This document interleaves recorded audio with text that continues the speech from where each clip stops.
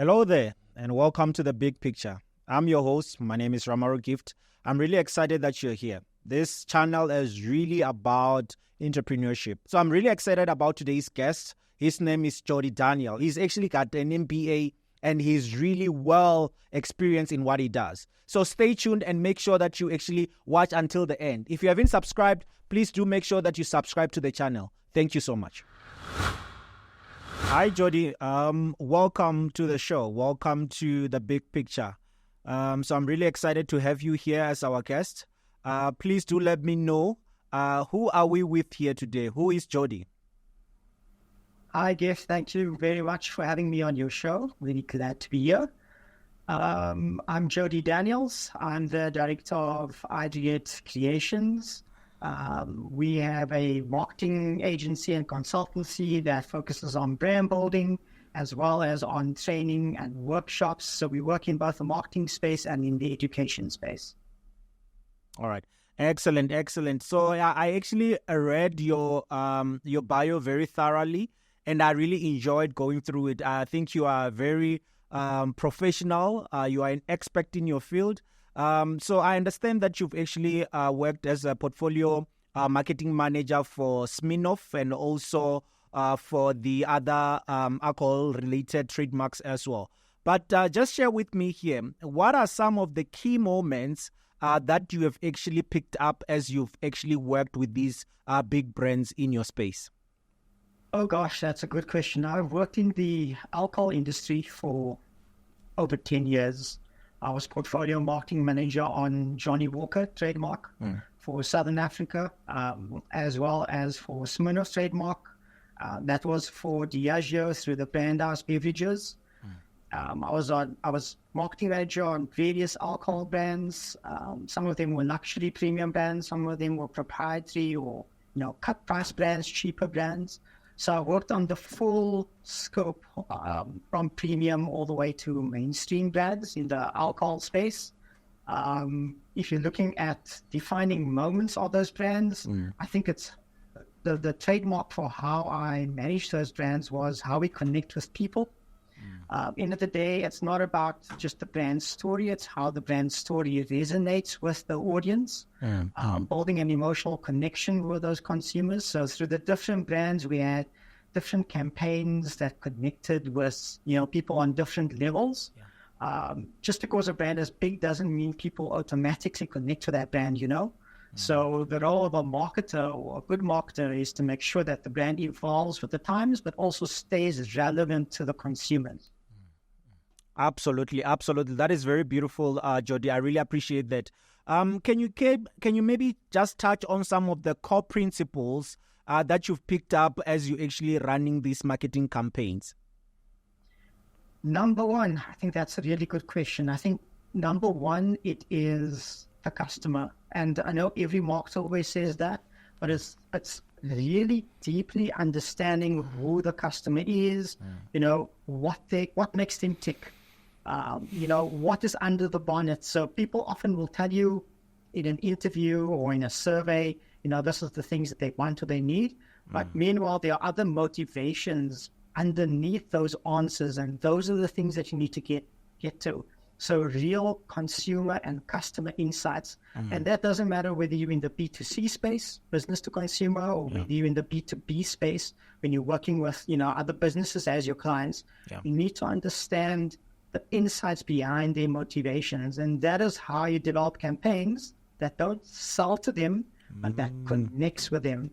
And in the day, relationships and connections with your consumers will get them to love your brand and to trust you as a brand, and they will then want to do business with you. So I think that's the foundation for how I approach marketing. Okay. No, excellent. Thank you so much for that. I know that you've got 20 years of experience in the field, but also you've been a lecturer for around about a decade now. So I actually want to understand how this lecturing role has actually influenced your leadership skills and also the marketing role that you're actually working on. Yeah, I've lectured at different universities for over 10 years. So Cape Peninsula University of Technology and Vega, which is a private university. And then some other universities I've also lectured at on a part-time basis. I think what that's allowed me to do is get a deeper grasp of marketing and business fundamentals that help me to stay attached to what the current generation, the younger generation, what fuels their behavior and their motivations. It gave me an appreciation of the different, markets and the different generations. And that helped me to be able to then use that in the business space to create more compelling campaigns, to help drive business strategy, to help even set up my own business that would help me then, to help my clients to connect with the audiences better. That is very powerful. So now jumping on to the book that you just written, right? So Deconstructing Design Thinking. So can you maybe tap onto that and give us more information with regards to what is it that our viewers can actually learn from that book? Yeah, it took me 1 year and 3 months to write the book, Deconstructing Design Thinking. So just a background as to why I wrote it.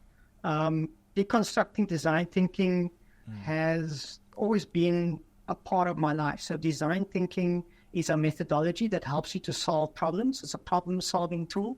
And I've always used it throughout my career over the 20 years. And even before I studied marketing, when I first started my career part-time, I was always curious about how I could solve problems, how I could make the world a better place. And once I started lecturing, I was asked to lecture an innovation subject. And one of the subjects or topics I lectured in was design thinking. And that's where I really dug deep into the design thinking methodology. I also did a short course with Penn State University in the United States on innovation and creativity and change. And there I learned about the principles of design thinking and innovation. And that's really inspired me to write a book around design thinking. I think it's an underutilized methodology.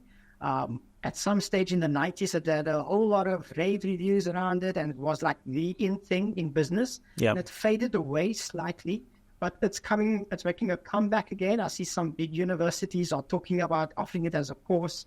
See various businesses, big businesses like Apple and Samsung and, Microsoft, all those companies are embracing design thinking methodologies. So I thought, how could I take design thinking that sounds like the scientific, out of reach subject for the normal person, and how can I make it relevant to normal people?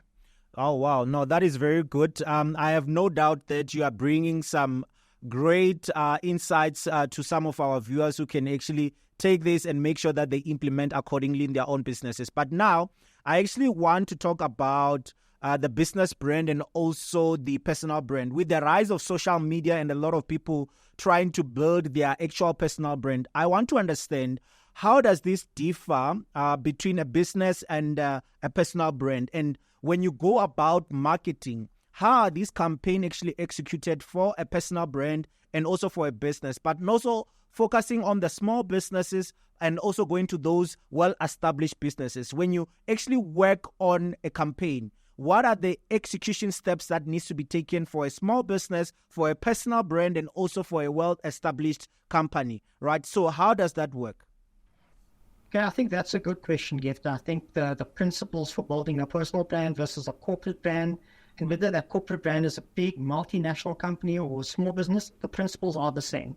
Okay. Right? But always starts off with understanding, what are your goals?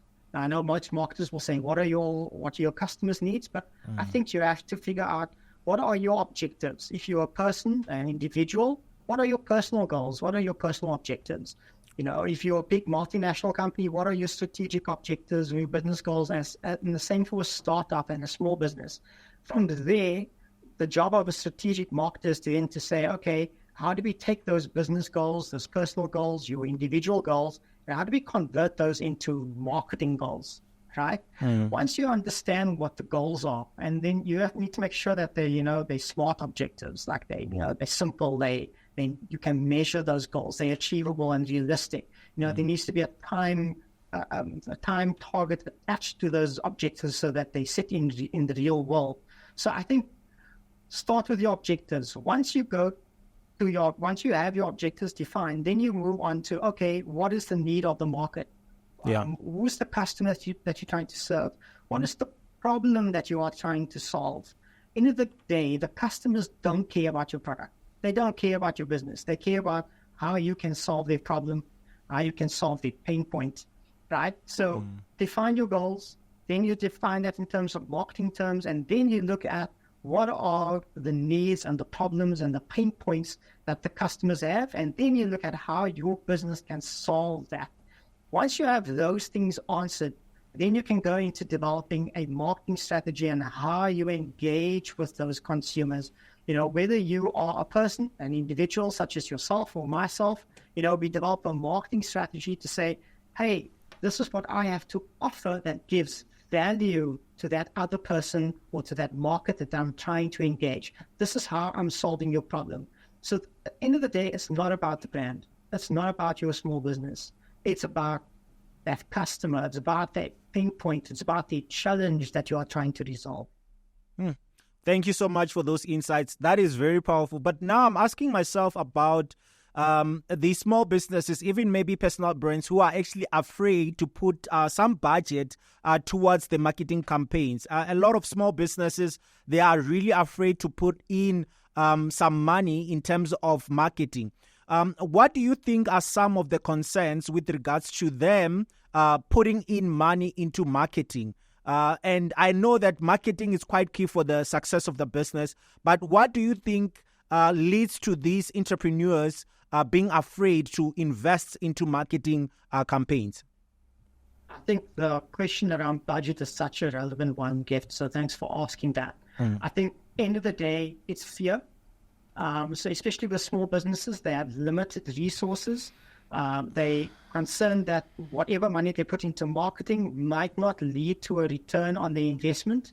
Also, they're looking at how can I use this money to drive sales now? While marketing isn't about driving sales now, marketing is about building a brand, building a connection, building a relationship, and that takes time.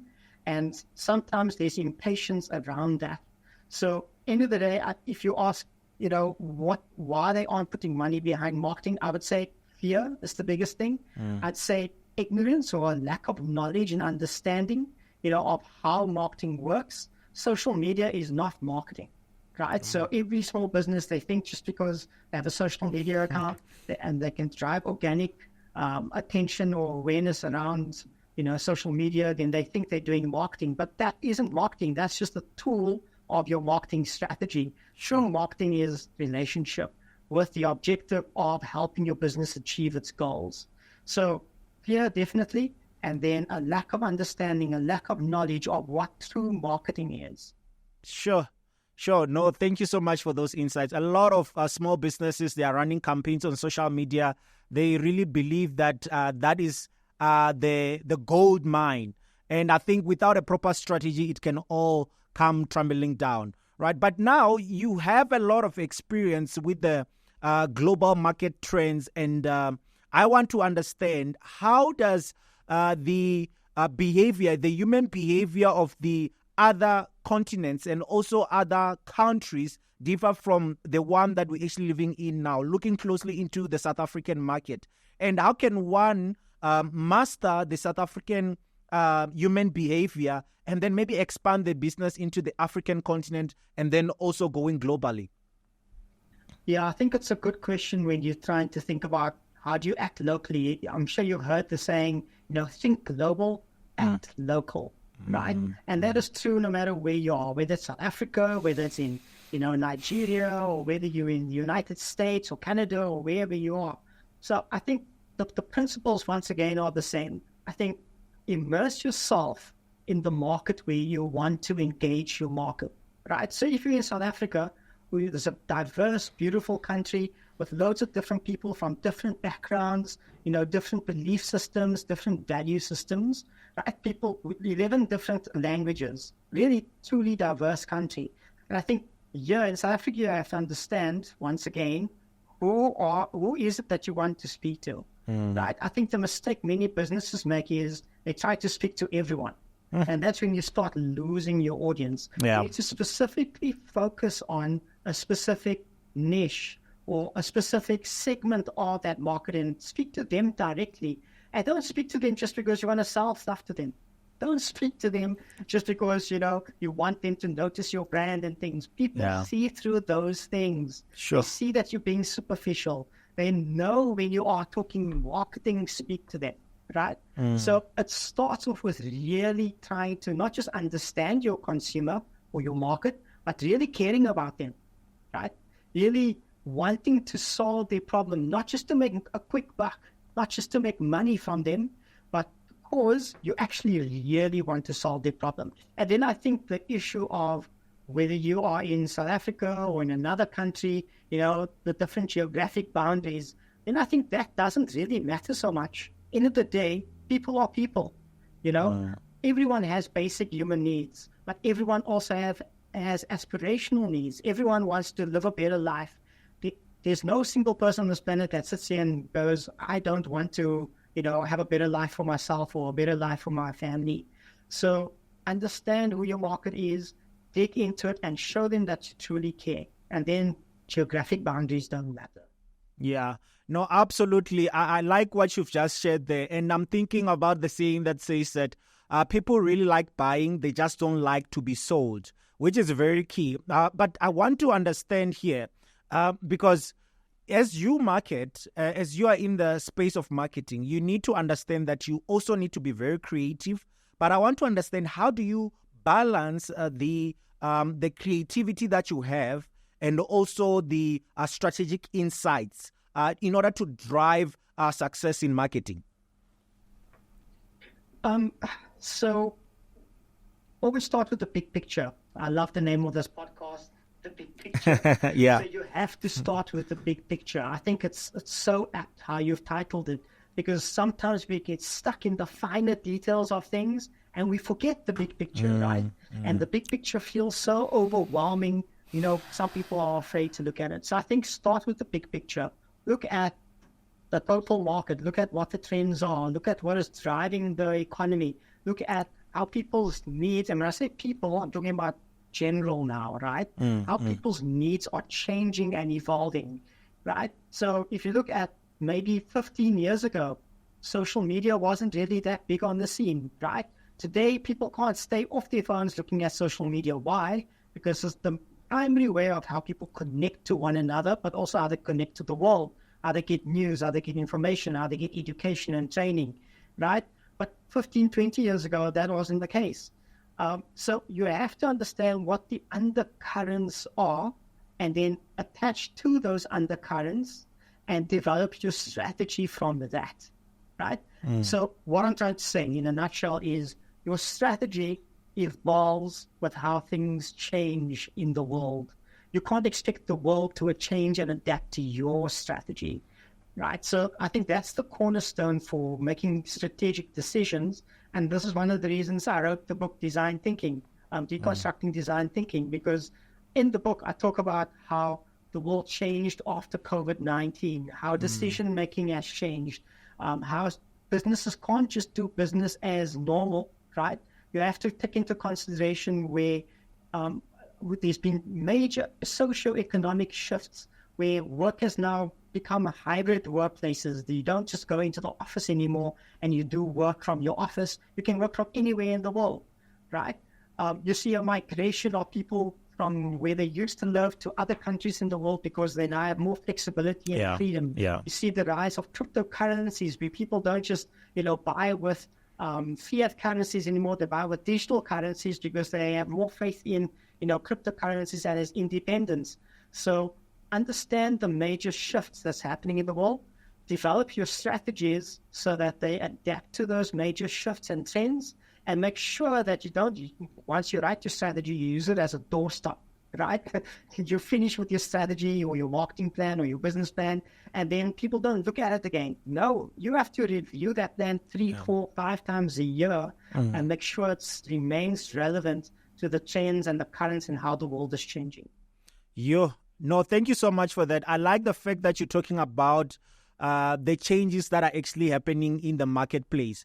But I want you to be very specific. Just be specific for us in order to understand the emerging trends, right, in marketing, in technology, and how this is going to impact the next 10, 20 years from now. Let's look at the future. What are those technologies? What are those tools that are going to change the way the industry is currently operating?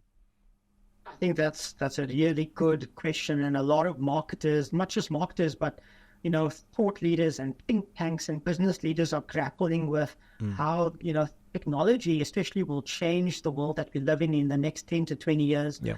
AI or artificial intelligence is obviously the big game changer. People are saying the last time we had such a massive change in the world was when computers first came onto the scene in the 1970s, right? So AI is going to be the great game changer. I think the next big divide when it comes to successful businesses and unsuccessful ones are the companies and startups and people who know how to leverage AI to help their businesses grow. Now, that doesn't mean you outsource all of the work to AI. It means you as a human being, you have to figure out how to harness and leverage artificial intelligence to help make your business more efficient, more effective, right? And smarter and faster than your competitors. That's what you need to do. AI is basically just another tool. However, we do know that it's advancing so rapidly that in the next 5 years, some people say that it will definitely replace certain jobs, right? Yeah. Educators might become redundant, and the role of an educator might have to change. Consultants might become redundant, and their role would have to change. There are various roles that we do, by default today that humans do, and we take for granted that AI will be able to do faster than human beings. So I think as humans, we have to understand AI is here to stay. Yeah. AI is going to change the world that we live in, right? Yeah. We have to now upskill ourselves with the tools and the skills that AI is not necessarily going to be good at. What is AI not good at? Human skills, relationship skills, empathy. It's those soft skills that have often been ignored in businesses that human beings now will have to focus on in order to maintain that human connection, to build relationship, to solve human problems. And then what we do with AI is use AI to work on the hard skills, work on the technical skills. AI is going to be great at doing that. Right? So I think in the next 5 to 10 years, we're going to see more of a focus on the soft skills, on the relationship building skills, on leaders embracing the soft skills, how to lead with empathy, not just for ticking a box, but really caring about your people. We're going to, you ask other technologies, I think social media is going to evolve. When I did my MBA, I did my capstone project on social commerce. And for those people who don't know, social commerce is basically making use of, social media in order to help businesses to sell their products and services. And in my capstone project and in my hypothesis, I said that what you'll start seeing is big major companies like your Amazons and, your Walmarts and those big retailers, they'll start buying social media companies. They'll start acquiring these smaller, companies, or they'll start merging with them and fusing with them to create a seamless 360-degree omni-channel approach in how they engage with customers. So I think what we will see is people won't have to go onto their phone in the next 10 years to get onto social media, right? Social media will be all around you. The internet will be all around you in the next 10 to 20 years. You can step out of your home. We're already wearing these watches, smart watches, right? They're talking about having smart clothing where your clothing will be able to detect the weather, where your fridge will be able to order your food without you having to tell it that the milk is finished. You're going to get smart products that will have tags and NFC chips embedded inside of them where it will detect if something is finished, and it will automatically place an order based on, what your budget is and what your shopping list is. Sure. And when you get home, the Uber Eats will be there waiting for you. Your Checkers 6060 the order will be waiting for you, because basically the AI technology, the social commerce, and all of those things would work together to help make your life easier. Sure. The challenge, Gift, I'm quite passionate about this. Yeah. The challenge is, how do you make sure that A, it's safe, okay, as a business, make sure it's safe for your business, but also safe for your consumer, right? And B, that you don't lose that human element through all of these technological shifts that's going to happen. Sure. And that's going to be the biggest thing that we, our generation, right, and the next generation of leaders are going to have to work together on to make sure that we harness all of these changes for the betterment of mankind. No, thank you so much, Jody, for that. I think you touched on a lot of questions that I actually have. And as we talk about the AI, right, so I think a lot of entrepreneurs, those who have been in the market and those who are coming into the market as well, they are using some sort of AI to actually do certain activities in their businesses. But I want to understand, what are some of the pitfalls that they need to be aware of, right, before they even get into those potholes? Can you just advise what they need to be careful around in order to actually make sure that they are scaling their businesses accordingly and also see success in what they're doing? Yeah, I think it depends on what AI tools you are using. So let's assume you're using ChatGPT or Gemini, from Google. Those are the two of the biggest and more popular AI tools around at the moment. If you're using it for content writing or for developing a strategy or helping you to make decisions, be careful, because it spits out generic information, right? So AI is a learning model, so it evolves obviously with, as it does work, but it's also based on the information that you feed it. So if yourself and myself, we stick a question in there and say, help us write an article for a blog post, or help us write an advertising message for our podcast. Right? Yeah. AI is going to give you something really well written, but it might not be relevant to your audience. It might not have the latest information about the latest thinking out there. At current, we know that the AI tools don't always have the latest thinking, and also it standardizes its outputs. All right. So your job as a small business, or as a CMO or marketing director or a consultant, you have to make sure that the information AI is giving you is good for practical application. Your job is to tweak it, not just to take it as it is, copy and paste it, and then use it, right? So I think that's the biggest pitfall. People think they can use AI just for, writing things and then using it as is without making human tweaks to it to make sure it's relevant. Other AI tools like Midjourney, where it produces these quality photographic images, for example, it will produce beautiful images, beautiful photographs, right? But end of the day, is it something that photography, if the photographer had to take it, would it have that human element to it? Once again, you might have something that looks amazing, but it looks artificial.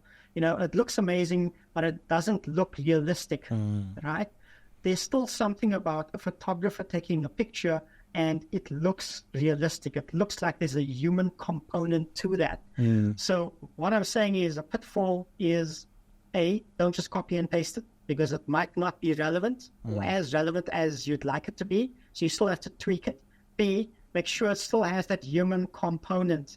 And it feels like this is a theme through a lot of the stuff that I'm saying. But make sure that the AI or the tools that you're using always maintains that human element, so that whatever you're using the things for connects with your audience. That will help you to achieve your goals. I think those are the two biggest things that I can think of at the moment. No, excellent, Jody. Thank you so much for that information. I just have a question here around sales and marketing. I know these are two different components, and I think a lot of small businesses don't really pay attention on how this mesh together in order to drive their business forward. So can you just share maybe more information with regards to how can they perfect these two components and make sure that it yields the right results for their businesses accordingly? Yeah, so I always say, and I tell my teams and different companies, sales should be a result of marketing. And if you get your sales through marketing efforts, I promise you that's always going to be more sustainable. If you have a sales-driven company, that company is always going to be chasing leads. They're always going to be chasing the number, right?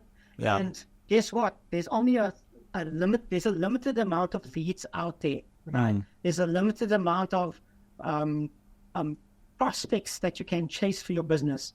So sales is always a short-term approach to growing your business. Marketing is a medium to long-term approach to growing your business. Marketing is strategic, while sales is more tactical. However, you need both to grow your business. Okay, marketing without sales is useless. What's the point in having a great ad if that ad doesn't convert into a sale? Or the ad doesn't help build relationships. Okay, sales without marketing is soulless. It doesn't have a soul. It doesn't have a heart because it doesn't take the interests of the customer at heart, right? And it's like if you go shopping for a car. Have you ever met a car salesman? You know, all that guy is interested in is getting that sale for the car, right? And this is why car salespeople have a bad reputation because they're all about sales, right? You have to marry your sales to marketing. Marketing then has to be strategic in order to help your business achieve its goals, but also to help solve the problem of the customer. Excellent. I love that. I really like that. So now I actually want you to give us maybe a really clear guide because there's a lot of entrepreneurs watching this podcast. So can you give us a guide in terms of how entrepreneurs can actually align their short-term goals with the long-term vision? When I start at a new company, whether it's in a career or they bring me in as a consultant, I first try to understand what is your vision. Okay. And I'm always surprised at how many businesses don't have a clear vision for their company. They might have a mission statement, but they don't have a vision. And there's a difference between a vision and a mission, right? A vision is where you see yourself 20 years from now. If someone had to write an article about you, and they had to say something about you in the future, what would you want them to say about your company? What would you want them to say about you as a person? Right? So that's the vision. It's where you are headed, right?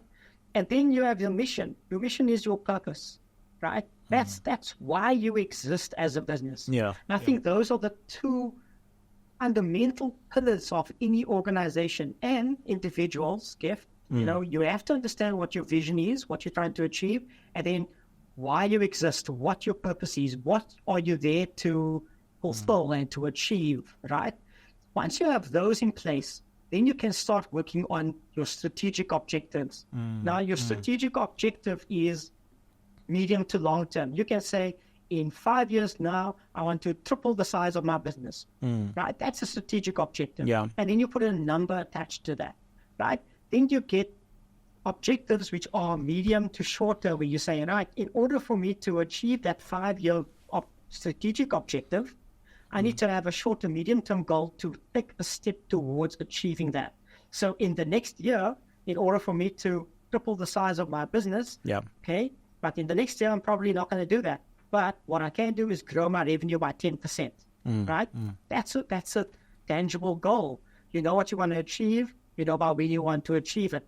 Then your strategy tells you how do you grow your business by 10%. Right? That's when you bring in marketing insights. That's when you bring in your other decision makers in the business and say, okay, guys, we want to grow our business by 10%. Right? Marketing people find out, can we do that? Is there a market that we can actually speak to that will allow us to grow our business by 10%? What resources will be needed to help us to achieve that 10% target growth? Is if we're in a factory, for example, and our factory or production line keep up with producing enough elements or items or products to satisfy the demand if we hit that target. Because the worst thing you can have is your marketing is going great. Your business is now hitting all the notes, but you can't keep up with demand. That's a disaster. Right? So your job as the entrepreneur, as the CEO, as the MD, is to make sure all the different moving parts work together, right? You coordinate the entire system and you work through different people to achieve that. And then you make sure that your goals, right, your short to medium term goals it layers up to strategic longer-term goals, and that those strategic goals, 5-year, 10-year goals, they tie up to your mission and to your vision. And that's how they all work together. Excellent, excellent. I like that. So while we are still on that point, you've got your strategy. Things seems to be laid out correctly. I want you to give an idea or advice with regards to what could be the best way to move around finances, right? Be it a good debt that a business can actually get in order to move the business forward. Be it other investors that can come in and invest into the business. What is the best approach there in order to scale the business that is already in operation and it's looking to actually expand its territories? Yeah, that goes back to what your business goals are. So one of the things I know about startups, there are way too many entrepreneurs or, CEOs or small businesses that are afraid to bring other parties into their business. Why? Because they're afraid of losing control. Now, if your goal of your business is to scale, right, you have to make sure you have the resources to do that. We all know the saying, in order to make money, you need money. Yeah. Okay? Yeah. But in order to make money, you also need the talent. You need to surround yourself with the right people, right? It's not your job to do everything. That's the second thing you need to tackle is trust. You need to tackle the trust issues. You need to, A, have the resources. B, you have to have the right people and talent around you. And they need to empower those people to help you build and scale your business. Now, when it comes to the issue of finance, right? A lot of small businesses are afraid of debt because we've been taught in school or society tells us debt is bad. Okay? Debt is only bad if you use it to buy McDonald's.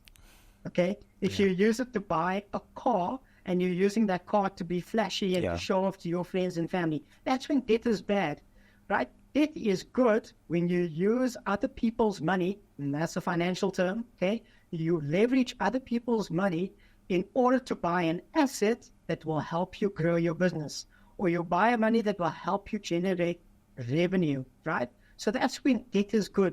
Don't be afraid of using debt, but you have to use it with wisdom. Yeah. Okay.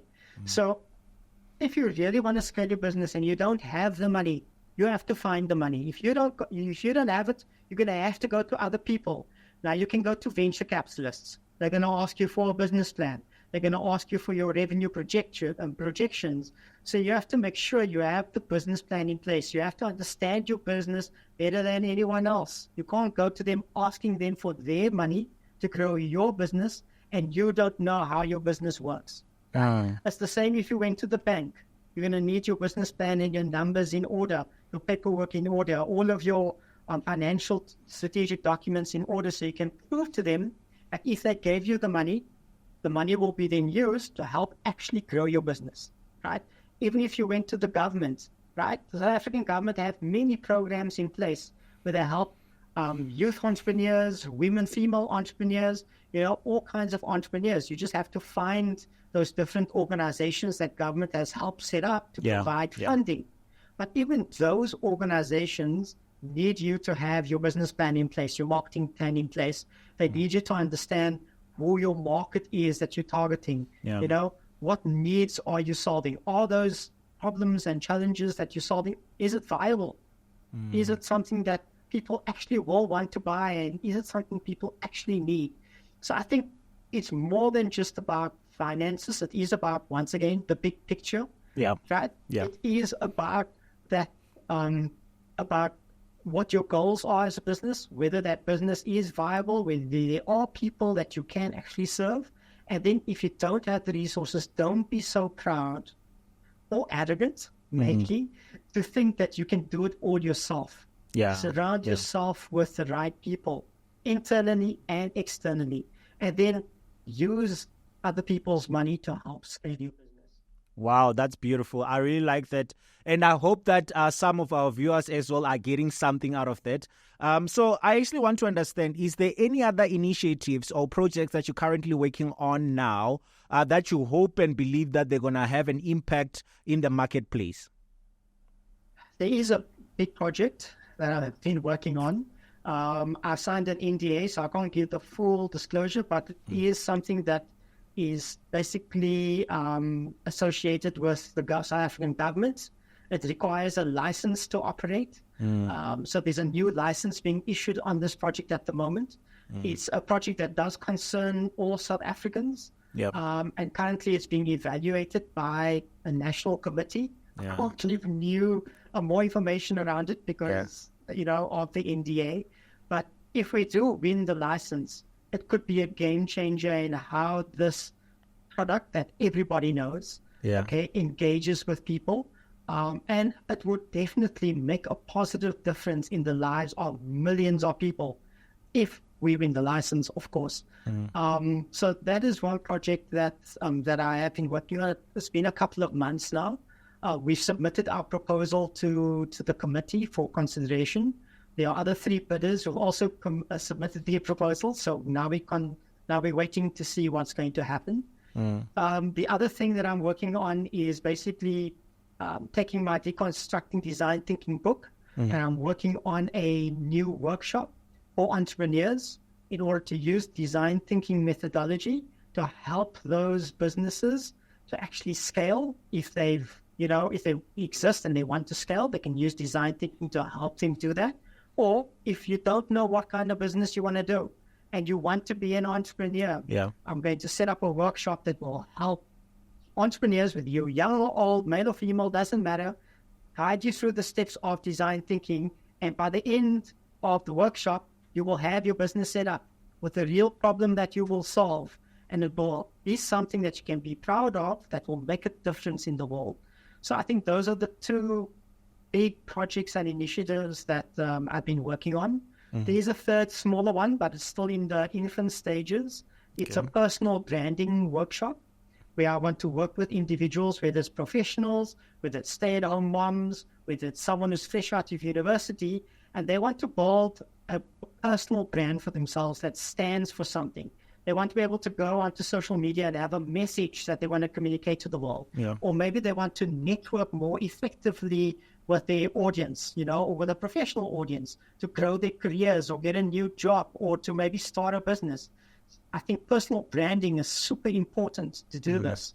So I'm working on creating a workshop in how we can help people who want to build their personal brand, give them not just the tools, but by the end of the workshop, you'll have a new photo portfolio that looks professional and slick and based on your personal brand. You'll know how to walk, you'll know how to talk, you'll know how to speak to people, you'll know how to post things on social media. You'll know how to, when you go into a meeting, how to speak to people in a meeting. You'll know what your key USP is, your unique selling proposition is as Gift. What your gift is to the world. Sorry, I used your name as a gift, but you are a gift, to the world. So understand what your gift is to the world, and then how you can use that in a way that the world will love you for.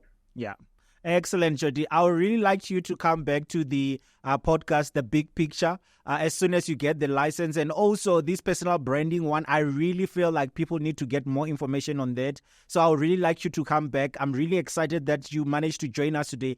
Can you just share information with regards to where people can connect with you online? Sure, no problem. You can find me on LinkedIn, so Jody Daniels, or you can find my company on LinkedIn, idreate, IDREATE. Otherwise, we are on all social media platforms. We are in the process of actually relaunching the business, new branding, really excited about that. So you can find us LinkedIn, you can find us on Facebook and Instagram, find us on X. And then you can also email us if you want to talk about, whatever your problems are, or if you need help with coaching, or if you need help to start your business, or if you'd like to attend one of the workshops, you can email us on info@idreate.com. Yes, excellent, Jody. Thank you so much for your time. I really appreciate you. It has been really a good pleasure to host you, and I have no doubt that this information, these nuggets that you've shared here will radically change someone's business, radically change their lives as well. And from us, from The Big Picture, we're really excited that you guys managed to actually watch the entire series, the entire episode. So please go on and also put a comment. Please put a like as well. And we'll be excited if you can subscribe so that you can get all the latest content that we put on this show. So, Jody, please do enjoy your day. We really appreciate you and we wish you well in business. Take care. Thank you for having me, Gift. Have a lovely day. Be blessed. All right. Thank you. Bye.